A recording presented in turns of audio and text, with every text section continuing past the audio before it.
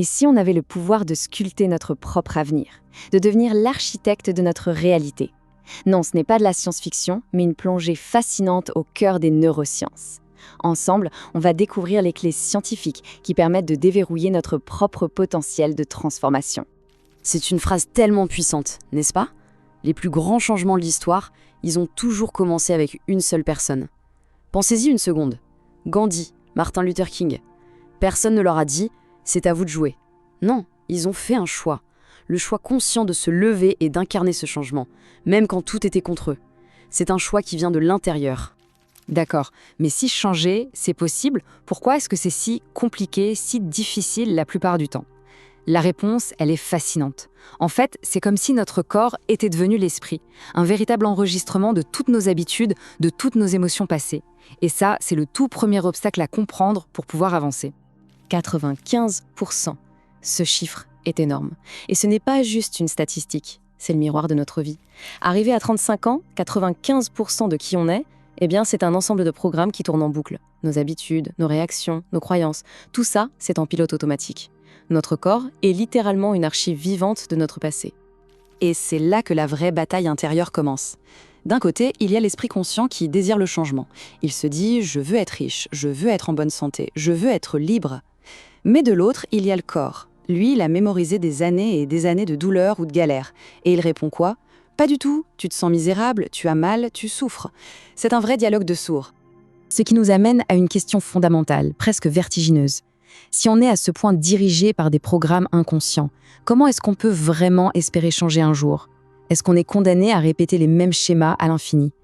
Heureusement, la réponse est non, et la solution est peut-être beaucoup plus simple qu'on ne le croit. Pour briser ces chaînes du passé, il nous faut un outil super puissant, capable de parler directement à notre subconscient. Et la bonne nouvelle, c'est qu'on a tous cet outil. C'est la gratitude. Et attention, on ne parle pas juste d'une petite émotion positive. Non, on parle d'une véritable force scientifique capable de tout débloquer. Regardez bien cette définition, parce qu'elle change tout. La gratitude, c'est une signature émotionnelle. En gros, c'est le message clair qu'on envoie au corps pour lui dire que quelque chose de génial est en train de se passer. Et ça le met dans un état de réceptivité totale. C'est un peu comme si notre corps était un jardin. La gratitude, c'est le soleil et l'eau qui permettent aux nouvelles graines de germer. Et c'est là que ça devient incroyable. Notre corps, lui, il ne fait absolument pas la différence entre ce qui est réel et ce qu'on imagine avec beaucoup d'émotion. Du coup, quand on ressent de la gratitude, on le trompe en quelque sorte. On lui fait croire qu'il vit déjà dans ce futur génial. Et le corps qui croit à cette nouvelle histoire devient notre meilleur allié pour le changement. D'accord. Mais comment une simple émotion peut avoir un impact aussi profond, aussi biologique? Comment la gratitude peut-elle littéralement recabler notre cerveau? C'est exactement ce qu'on va voir maintenant. On va plonger au cœur de la mécanique du changement. Alors, tout commence par une réaction en chaîne. Quand on ressent de la gratitude, ça envoie un signal de sécurité à tout notre système nerveux. Le cœur, qui était peut-être en mode survie ou stress, se calme. Il se met à battre de façon beaucoup plus régulière, plus harmonieuse. Et ce rythme, ce n'est pas juste une sensation. Ça crée une véritable onde d'énergie, une onde cohérente, qui monte directement au cerveau. Et cette onde d'énergie venue du cœur, qu'est-ce qu'elle fait? Elle fait basculer le cerveau dans un état très particulier, celui des ondes alpha. C'est un état de grande créativité, de grande ouverture. C'est comme si une porte s'ouvrait entre le conscient et le subconscient. Et là, dans cet état alpha, notre système nerveux, le grand chef d'orchestre du corps, devient reprogrammable. On peut lui donner de nouvelles instructions. Dans cet état alpha, il se passe quelque chose de vraiment profond. Il devient impossible de croire en un avenir meilleur sans croire en même temps à sa propre capacité à le créer. Les deux deviennent complètement liés. On passe d'un état de doute à un état de certitude où l'on sait qu'on est le créateur de sa propre réalité. Bon, la théorie c'est super, mais en pratique on fait comment? Comment on fait pour que ce nouvel état d'être ne soit pas juste une expérience de 5 minutes? Il existe une technique puissante pour littéralement marcher vers son nouvel avenir. La technique, c'est une sorte de méditation en mouvement. On commence par se lever et se connecter consciemment à cette émotion de gratitude, de joie. On ouvre son cœur, puis on se pose la question. Cette nouvelle version de moi, comment elle marche, comment elle respire? Et là, on avance. On incarne cette nouvelle énergie comme si le futur était déjà là. Le but, c'est de répéter ça, les yeux ouverts, jusqu'à ce que ça devienne une seconde nature. C'est une super analogie. C'est comme si on sortait l'animal, c'est-à-dire notre corps programmé par des années d'habitude, pour un petit tour d'essai. On le conditionne, par la pratique, à une nouvelle façon d'être, de bouger, de ressentir, jusqu'à ce que ce nouvel état devienne sa nouvelle maison. D'accord, on a vu la science, on a vu la pratique. Mais dans la vraie vie, face à des défis qui semblent totalement insurmontables, est-ce que ça marche vraiment ?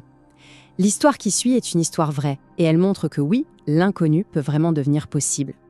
Imaginez la scène, un événement et un vétéran de guerre qui arrive en fauteuil roulant. Il souffre de stress post-traumatique, de douleurs physiques qui l'invalident. C'est un homme qui est brisé physiquement et émotionnellement par ce qu'il a vécu. Et pour bien comprendre le niveau de sa souffrance, il faut savoir que la douleur dans ses pieds était tellement insupportable, tellement constante, qu'il avait supplié les médecins de les lui amputer. Il préférait perdre ses pieds plutôt que de continuer à vivre ce calvaire. C'est dire le désespoir dans lequel il était. Pendant l'événement, vient le moment de la méditation en marchant. Et cet homme, avec une détermination incroyable, il se lève. Il s'appuie sur 2 béquilles et il commence à avancer sur la plage. Chaque pas est un effort surhumain, une bataille contre la douleur. Il peut à peine bouger, mais il y va. Et puis, quelque chose d'absolument extraordinaire se produit. Une dizaine de minutes plus tard, la personne qui observe la scène, la voix chargée d'émotion, dit simplement cette phrase « Je le regarde courir sur la plage ». L'homme qui pouvait à peine se tenir debout avec des béquilles est en train de courir. Libre. Le contraste est juste saisissant. Avant, fauteuil roulant, béquilles, pensée suicidaire, douleur 24 heures sur 24. Après, plus aucune douleur. Il court sur la plage, heureux de vivre. Il n'a pas seulement guéri son corps, il a créé un nouveau corps, une nouvelle vie, un nouvel avenir.